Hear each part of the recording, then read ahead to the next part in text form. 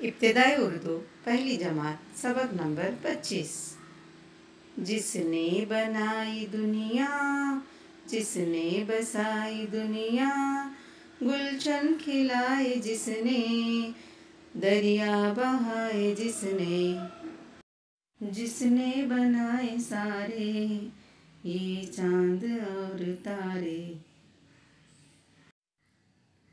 मुझको भी जिंदगी दी, तुझको भी जिंदगी दी, सारे जहां का मौला, सारे जहां का दाता।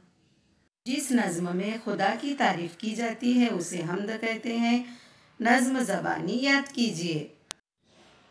मश्क, इन लफ्ज़ों को लिखवाइए। बनाई, दुनिया, दरिया, जिंदगी। नीचे दिए हुए लफ्ज़ों के हुरूफ अलग अलग लिखवाइए। द दा त ता, दाता। गुलशन, गुलशन। त ता रे, तारे। ज ह नून गुन्ना, जहां। हुरूफ को मिलाकर लफ्ज़ बनवाइए। मौला, मौला। सा रे, सारे। चांद, चांद। जिंदगी, जिंदगी। इन लफ्ज़ों को पढ़वाइए।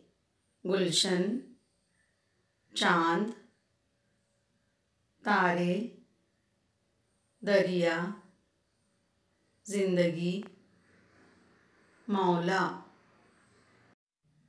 बच्चों, इस नज़म को ज़बानी याद कीजिए और तरन्नुम से गाइए।